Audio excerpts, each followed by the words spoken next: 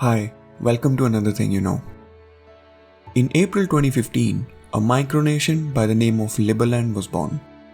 One man and some of his associates proclaimed to be the founders of this tiny land between Serbia and Croatia, which at the time was not claimed by either of the two nations.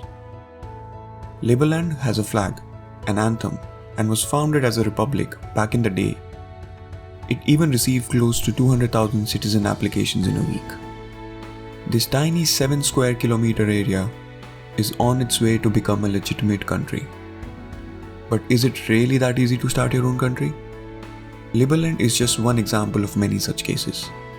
More recently in 2019, a self-proclaimed Hindu godman by the name of Nityananda declared his own country by the name of Kailasa, legit with its own languages and currencies. So can you really just show up with a group of associates and declare a piece of land as your own country? Technically, you can. And in today's video, we will look at how you can declare your own country. And although it is easy, why it might not be worth it. So do click that like button if you're interested to know this. Although you can create your own country, steps for which we will discuss in a minute, there is no one definition of what makes a country. What decides that a piece of land is a country is the number of other countries that recognize you. If the United Nations, with its members, recognizes your country tomorrow, then you have legit made your own nation. This is part of the reason why the count of countries in the world fluctuates from 194 to almost 200, as some nations are not recognized by other countries. Despite these caveats, you can create your own country in 5 steps. Step number 1 is to claim a piece of land. The easiest way to do this is to find a piece of land not claimed by any other nation. It is hard to find such a land, and the best option you have is probably Antarctica, which has a massive unclaimed territory.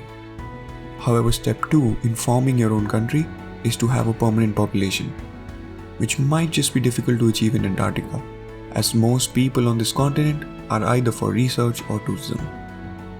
A nation is formed not by a piece of land, but by the people who live on it. So unless you have a sizable population willing to live on a land that you just claimed your own, it would be hard to get recognized as a nation. Step 3 is to have a governance system. Assuming you get a few thousand people willing to relocate to your country, you need to have a governance system, including finance, infrastructure, and medical services to support this new population. In order to manage and set rules for these services, step 4 would be to have a formal constitution. It need not be complex as a constitution of a modern developed country, but there is a requirement to have a set of governing rules, policies, and rights for your population through this document. The last step, and probably the most important and difficult one to achieve, is to get a formal recognition from other countries and international bodies like the United Nations. Even the newly formed Liberland is not recognized as a country yet.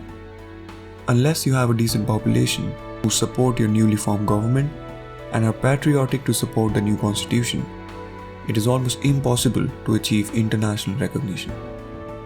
Although it is not easy to form and get your new shiny piece of land the stature of a country, the laws do permit to do so through these 5 steps. But if you do want to be a part of an international community, you can always subscribe to this channel. Thanks for watching.